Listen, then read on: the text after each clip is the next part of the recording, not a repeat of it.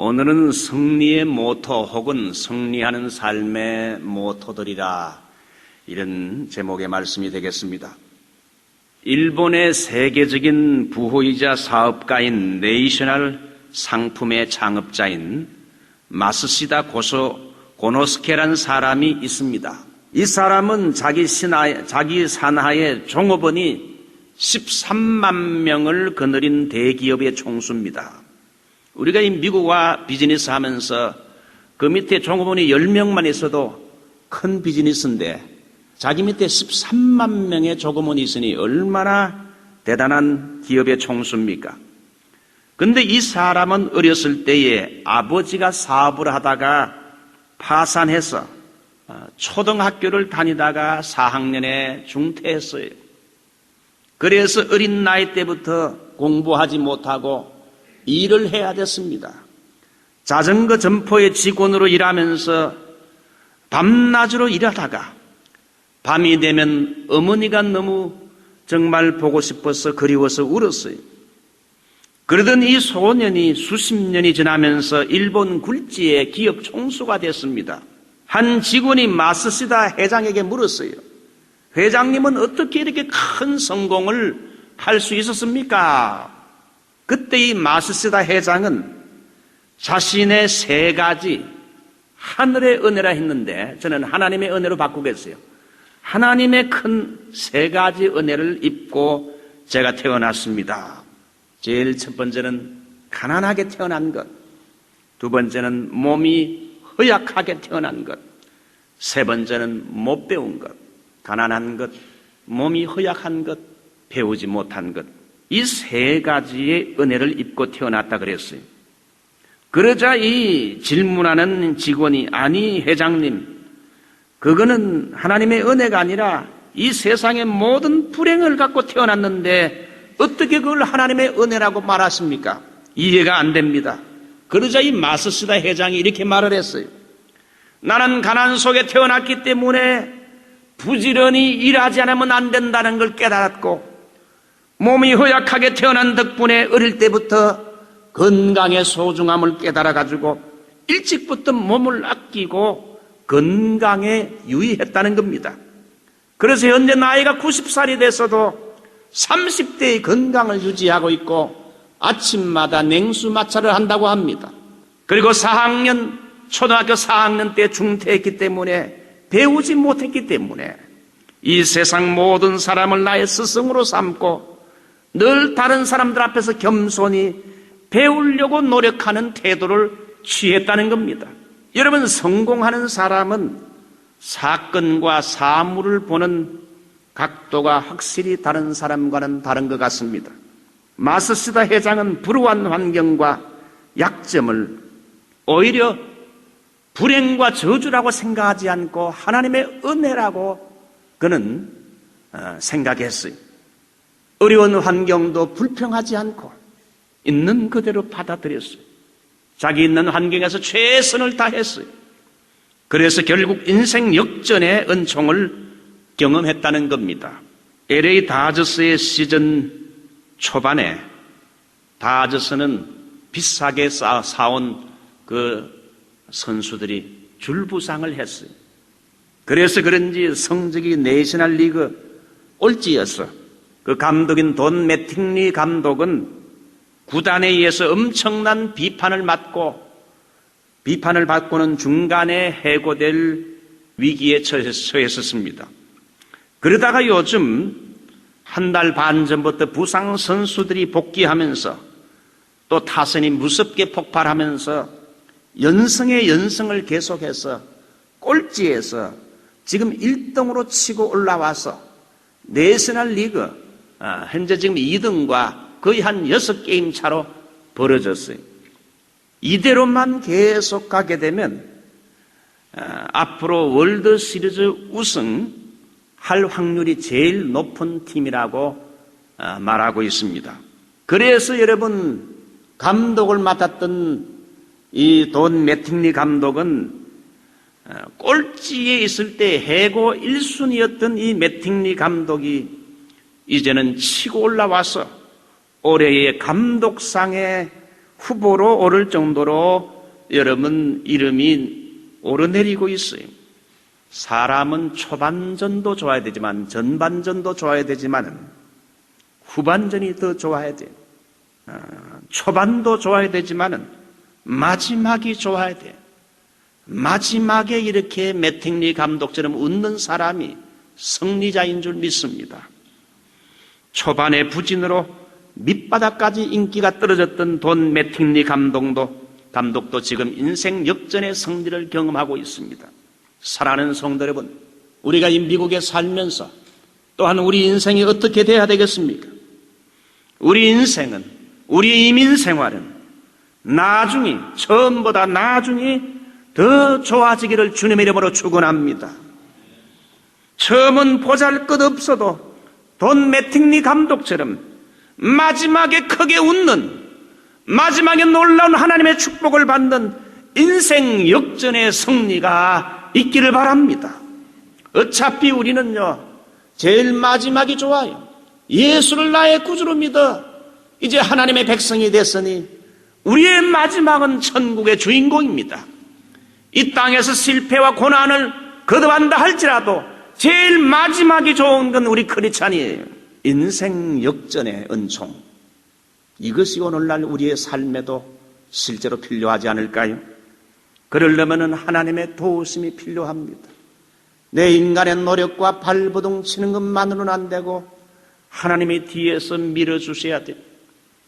하나님의 도우심이 절대적으로 필요합니다. 그래서 우리는 늘 하나님을 경외하며 하나님께 기도하고 하나님과 동행하는 겸손한 삶을 살아야 됩니다.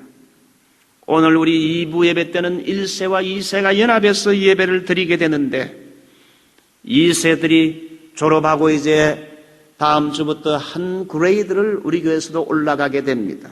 이제는 여러분 세상 학교에다가 아이들을 완전히 맡기기가 위험한 때가 됐습니다. 학교에서 이제는 여러분 성경과 어게인스트하는 진화론을 가르치지요. 인간의 조상은 원숭이라고 가르치지요. 인간의 조상은 여러분 진화론적으로 이렇게 가르치지요. 거기에다가 요즘은 또 여러분 동성 결혼까지 이제는 여러분 유치원부터 고등학교까지 이제 아이들을 여러분 이제는 조직적으로 가르치는 그런 때가 됐으니 그래서 참 이 교회에서 이 교회가 역할이 중요해요. 교회의 주일학교가 앞으로 여러분 강하게 복음적으로 성경적으로 훈련시키지 않으면 우리 아이들은 다 세상 가치관과 세속에 물들어서 타락할 가능성이 높다. 강력하게 우리 2세들 교회가 정말 하나님의 말씀을 올바로 전하고 2세 지도자들이 어떻게 살아야 되는지 올바른 인생관, 가치관은 신앙관을 여러분 성경을 통해서 정립해 줘야 된다고 저는 생각합니다. 오늘은 2세들도 있기 때문에 그 2세들과 좀 연관해서 또 우리 1세 부모들, 우리들이 또 생각할 문제들 이걸 한번 생각해 보면서 승리하는 삶의 모토는 어떤 게 있는가? 3가지를 간단하게 소개해 드리겠습니다. 제일 첫 번째, 성공의 모토는 하나님이 내게 주신 재능과 사명이 무엇인지 알아야 됩니다. 하나님이 내게 주신 재능과 사명이 뭐냐? 다른 말로 말하면 하나님이 왜 나를 부르셨는지, 나의 부르심의 목적이 무엇인지를 알아야 된다는 겁니다. 그것은 나의 재능과 나의 은사에 달려 있어요. 여러분 성경은 사람에 대해서 중요한 원리를 3가지를 말하는데 제일 첫 번째는 사람은 우연히 태어난 존재가 아니라 하나님에게서 태어났다. 한마디로 하나님의 피조물이라는 겁니다. 하나님에게서 출발된 피조물. 우리의 출발이 하나님에게서 나왔어요. 우리 부모에게서 나온 것보다도 하나님에게 출발했다 이거예요. 두 번째는 하나님에게서 난 사람은 각자마다의 사명을 가지고 태어났다는 거예요. 우연히 어쩌다가 진화론은 우연히 태어났기 때문에 사람에게 인생의 참된 목적과 사명이라는 게 있을 수 없어. 진화론적인 사고방식은. 그러나 하나님에게서 태어난 사람은 하나님이 사람을 이 땅에 보낼 때 각 각자마다의 주신 미션, 사명이 있다는 거예요. 세 번째는 자기의 사명을 깨닫고 그 사명의 길을 갈 때에 그 사람은 인생의 참된 행복과 의미를 찾을 수 있다는 겁니다. 꼭 세상적으로 유명한 사람, 세상적으로 큰 사람, 사람들이 입에 오르내리는 이런 큰 걸출한 인물은 못 되어도 하나님이 내게 주신 그 길과 사명의 길을 조용히 걸어가는 사람이 되어야 한다는 겁니다. 절대로 남과 비교할 필요가 없습니다. 오늘 성경을 보십시오. 감람나무는 하나님과 사람에게 유익을 주는 기름을 내는 것이 자기의 사명이요 천직이라는 사실을 깨닫고 고백하고 있어요. 무화과나무는 자기에게 왕이 되달라 하지만은 나는 단열매를 주는 것이 하나님과 사람을 위해 필요한 자기 사명이라는 걸 깨달았고, 포도나무는 하나님과 사람을 기쁘게 하는 맛있는 포도주를 내어서 전제로 하나님께 부어바치고 사람을 기쁘게 하는 것이 자기의 천직이요, 그것이 나의 디바인 콜링, 신적인 소명이라는 거예요. 그래서 나무들이 와서 우리의 왕이 되어주시오 이렇게 부탁할 때 너 아니요, 나는 왕이 될 존재가 아니라 내가 해야 할 사명이 따로 있어 하면서 점잖게 거절을 했습니다. 우리는 이 세상에 올 때 하나님께서 각 사람에게 무언가 확실한 사명을 주어 보냈습니다. 아무 사명 없이 이 땅에 태어난 사람은 하나도 없습니다. 오늘 여기 일부 예배에 오신 분들은 다 여러분 하나님이 사명을 주어서 이 땅에 보내셨어요. 그렇다면 우리의 사명이 뭐냐? 나를 향한 하나님의 부르심이 무엇인지를 알아야 됩니다. 감람나무는 기름을 내는 것이 자기의 사명이요, 무화과나무는 단열매를, 포도나무는 맛있는 포도주를 내는 것이 자기의 천직이요 사명이라고 고백하고 있어요. 나의 사명이 무엇인지, 내가 무엇을 위해 존재하는지를 여러분이 오늘 이 시간 자기 자신에게 질문해 보기 바랍니다. 그래서 자기에게 주신 사명에 집중하고 충실하는 것이 가장 아름다운 삶입니다. 저는 처음에 엔지니어가 되기를 원했습니다. 그 길을 걸어가다가 하나님께서 그 길이 나의 갈 길이 아닌 것을 하나님이 가르쳐 주시고 말씀의 사역자로 하나님이 저를 불러주셨어요.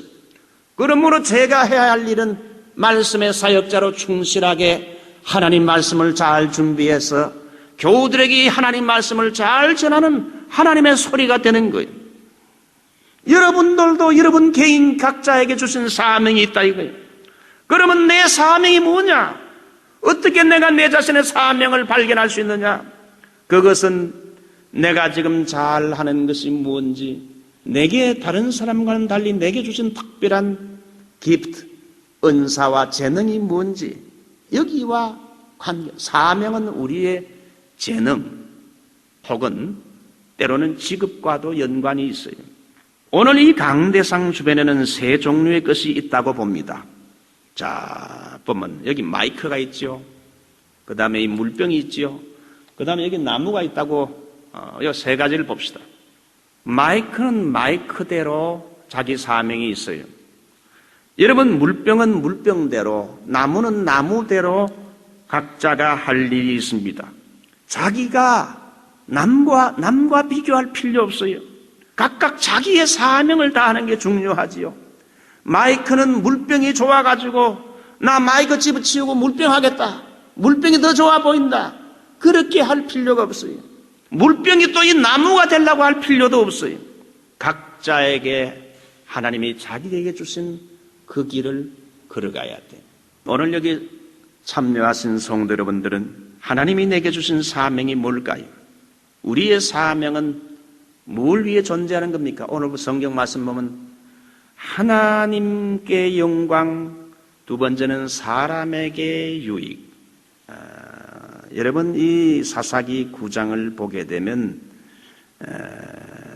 그 감람나무에게 나무들이 와서 왕이 되달라 할 때 9절 보세요. 감람나무가 그들에게 이르되 나의 기름은 하나님과 사람을 영화롭게 하나니 내가 어찌 그것을 버리고 가서 나무들 위에 요동하리요. 하나님이 우리에게 주신 직분이나 은사나 사명이라는 건 두 가지. 제일 먼저 그것을 통해서 하나님을 영화롭게 하는 것, 하나님의 이름을 영화롭게 하는 것이 제일 첫 번째 사명이요. 두 번째는 또 주위의 사람들에게 유익을 주는 것, 기쁨을 주는 것. 여러분, 우리 부모의 사명이 뭘까요? 부모는 자기 자녀의 은사와 재능을 발견해서 그걸 키워주고 발전시키는 역할을 해야 됩니다. 자녀의 소질과 역량은 잘 알지 못하고 지나친 경쟁의식으로 무조건 자녀들에게 학교에서 1등만 해라, 높은 자리에 올라가야 된다, 무조건 의사가 되고 변호사가 돼야 된다, 이 땅에서 큰 소리치고 살아야 아빠가 떳떳하다, 뭐 이런 무조건 최고의 정성에 올라가야 성공이고 값 있는 삶이라고 우리 한국 부모들이 자녀들에게 그렇게 가르쳐서는 안 됩니다. 중요한 건 최고가 되는 것이 목표가 아니라 하나님이 우리 아이에게, 우리 아들, 딸들에게 하나님이 특별하게 주신 재능이나 은사나 또 사명이 뭔가, 그 부모가 일찍 그걸 깨달아가지고 하나님이 주신 그 사명을, 천직을 감당하도록 부모가 뒤에서 밀어주고 스포트하고 가능하면 우리 아이들에게요 격려해야 돼요. 넌 참 이런 거 참 잘한다, 훌륭하다, 넌 앞으로 위대한 하나님의 일꾼이 될 수 있고 이 방면에 위대한 사람이 될 수 있을 것이다. 자꾸 이렇게 가능성을 말해주고 그 아이에게 희망적인 칭찬하는 말을 하세요. 칭찬하게 되면 고래도 춤을 춘다 그러잖아요. 자, 두 번째 성공의 모토. 내가 나아갈 목표에, 그러니까 목표에 방해되는 것은 단호하게 아니라 하고 거절하는 용기가 필요하다는 겁니다. 감람나무와 무화과나무와 포도나무는 자기들에게 왕이 되라고 했을 때에 왕이 되는 것을 거절한 이유가 뭡니까? 왕이 되는 게 절대 나쁜 거 아니죠. 누구나 다 대권을 차지하려고 그러죠. 왕이 되는 건 나쁘다고 생각하진 않지만은, 그러나 왕이 되는 건 자기의 사명이나 은사가 아니라고 생각했기 때문에 그걸 단호하게 노하고 거절을 했어요. 왕이 된다는 건 세상적으로 볼 때의 영광의 자리요, 매력의 자리입니다. 많은 사람들이 추앙하고 따르고 권세를 휘둘릴 수 있는 자리지요. 그러나 이 세 가지 새 나무는 그것은 하나님께서 자기에게 주신 콜링, 부르심과는 맞지 않는 것이기 때문에 거절을 했다는 거예요. 나의 기름은 사람과 하나님을 영화롭게 하나니 어찌 그것을 버리고 가서 나무들 위에 요동하리요? 아닙니다. 그것은 제가 할 일이 아닙니다. 거절했어요. 예수 전도단의 홍성근 목사님이라고 있는데 그분이 쓴 책을 읽어보니까 이런 내용이 있었어요. 그 목사님이 잘 아는 어떤 사람이 있었는데 이 사람은 대학교 교수입니다.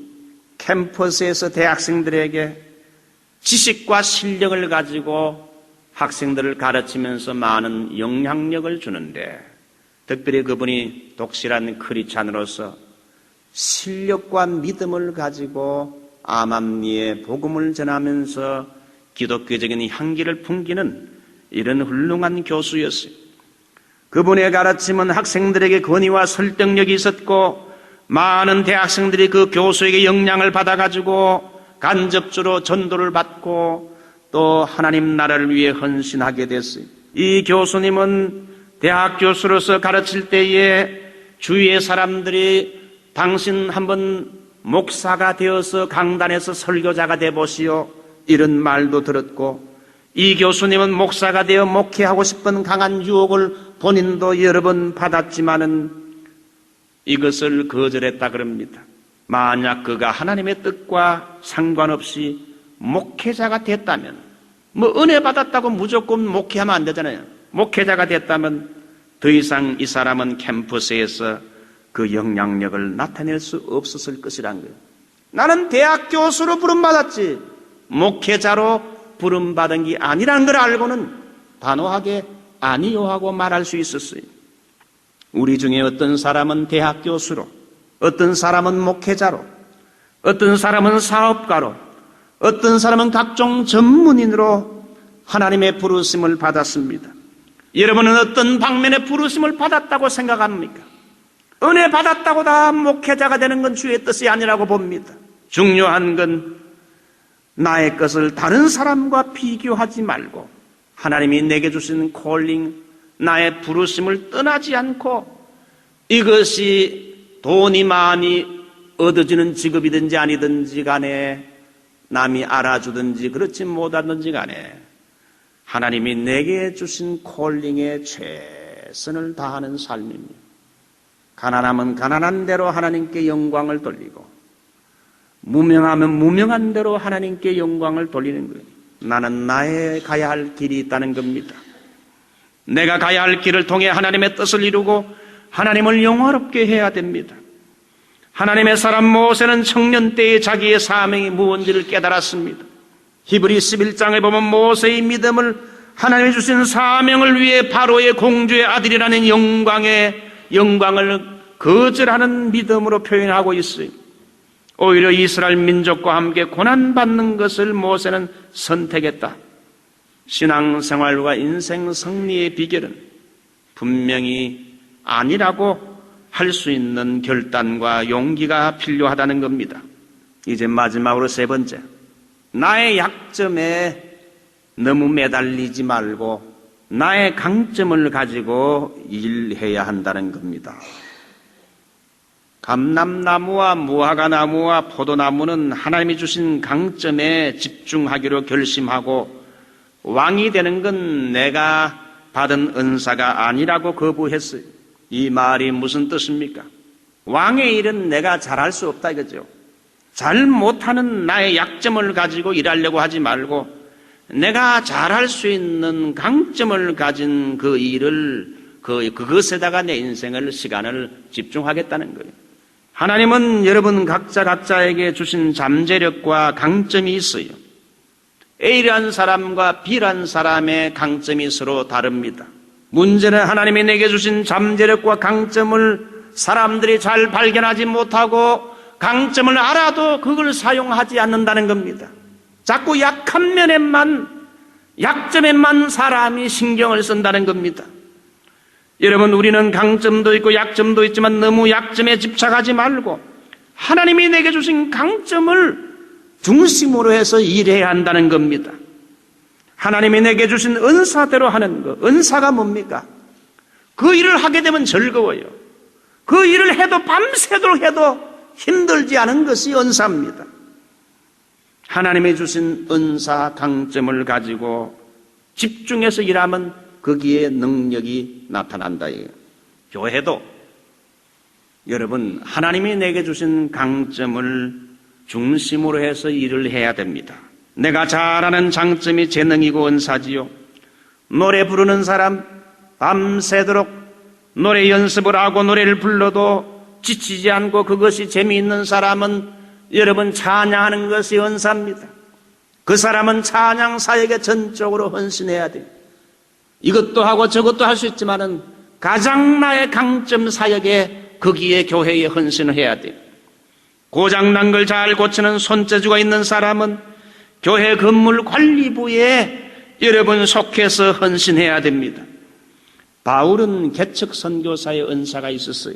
가는 곳마다 전도해서 사람들이 복음을 받아들이게 되면 그곳에 교회를 세우고 그리고 교회를 세우고 나서 어느 정도 이제 안정이 되면 이제 거기에다가 이제 장로님들 일꾼을 세우고는 바울은 또다시 다른 곳으로 떠나서 또 다른 곳에 가서 또 복음 전하고 또 교회를 세우고 교회가 안정이 될 때까지 이렇게 또 하다가 또 다른 지도자와 장로들을 세우고 또 떠나고 그래서 여러 소아시아와 유럽 바울은 개척 전도자요 선교사지요 이벤젤리스트를 할 수 있어요.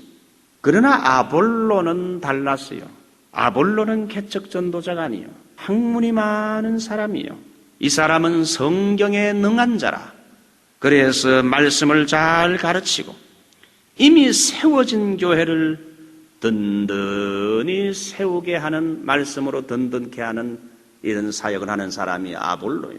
그래서 고린도전서 보게 되면 바울은 심는 사람이요 아볼로는 물을 주는 사람이라 그랬어요.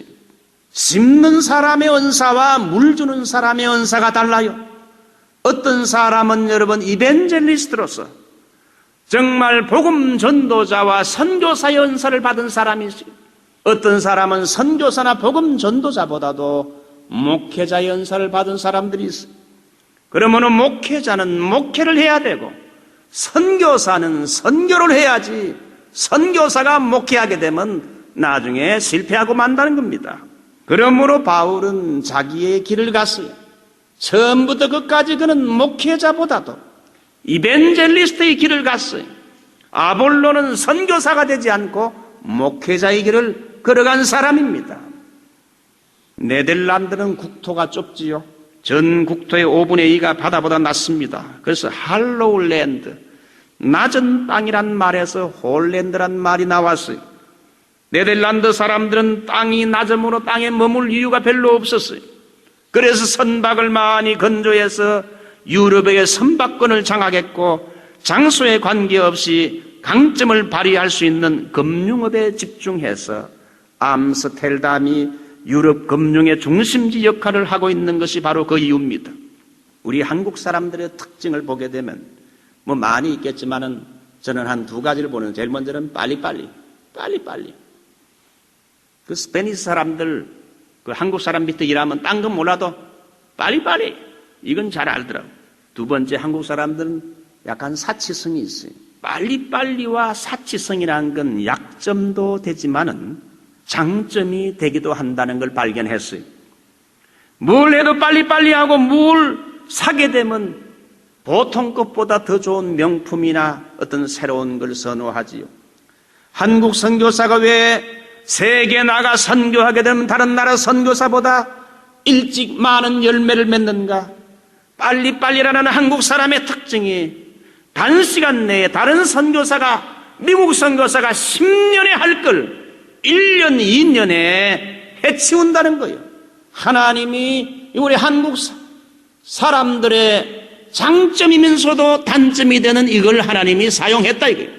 그래서 한국 사람들의 선교가요, 번개불에 콩튀기 먹는 식으로 좀 기초는 약하지만은 빨리빨리 일을 잘 저지르고 잘한다 이게. 21세기는 인터넷 시대예요. 한국 사람들은 빠른 걸 좋아하기 때문에 그래서 인터넷을 제일 잘하고 인터넷 속도도 우리 한국 사람이 제일 빠르다 그럽니다. 세계에서 제일 센세이션을 일으키는 휴대폰 산업도 삼성이나 LG가 판을 칩니다. 왜 한국의 휴대폰이 세계 최고가 됐을까요? 빨리빨리 속도를 좋아하고 사치성 때문이 아닌가 생각합니다. 미국 사람들은 웬만하면 휴대폰 하나 사게 되면 그걸 가방에 놔두고 잘 바꾸질 않습니다. 그러나 한국 사람들은 신제품만 나오게 되면 아직 산지도 얼마 안 되는데 금세 새로운 유행이 나오게 되면 그게 좋아서 갈아치웁니다. 유행에 민감하지요. 멀쩡해도 바꿔요.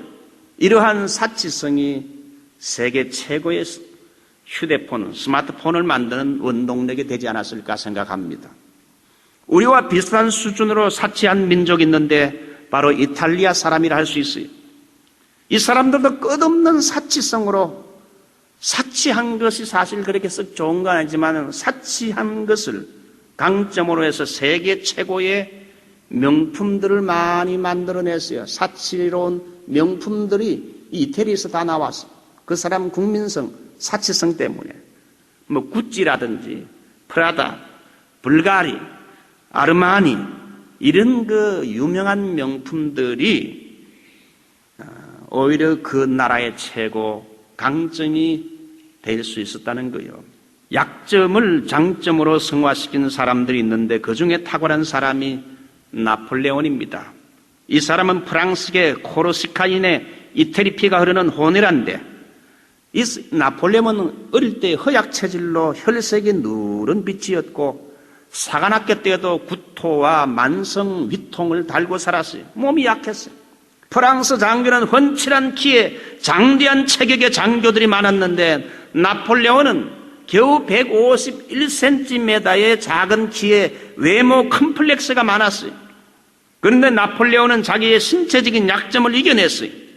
그는 작은 키를 비웃는 장군에게 내가 비록 땅에서 재는 키는 작아도 하늘에서 재는 키는 당신보다 훨씬 큽니다. 그는 작은 키가 커 보이도록 항상 말을 타고 다녔습니다. 식사할 때도 회의할 때도 말을 이용해서 회의를 했고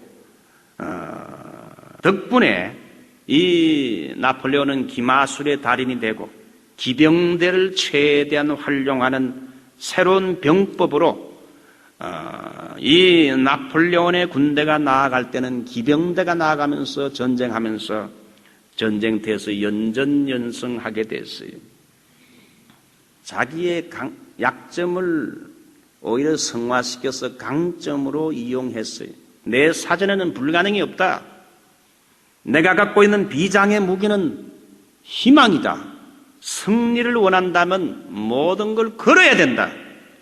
1%의 가능성이 있다면 그것이 내가 가야 할 길이다. 그 위대한 말들을 많이 남겼지요. 그는 약점을 오히려 강점으로 성화시킨 사람이에요. 이제 말씀을 맺습니다. 우리 모두에게는 약점이 많고 우리 가슴 속에는 열등감과 상처와 약점투성입니다. 그러나 너무 약점에 주눅들지 말고요. 하나님이 내게 주신 강점을 발견해서 그 강점에 집중해서 일을 하면 하나님이 우리에게 주신 강점을 통해서 영광을 받고 다른 사람에게 유익을 끼치고 교회에 유익을 준다는 거예요. 이런 은혜가 여러분에게 있으시기를 주 이름으로 축원합니다.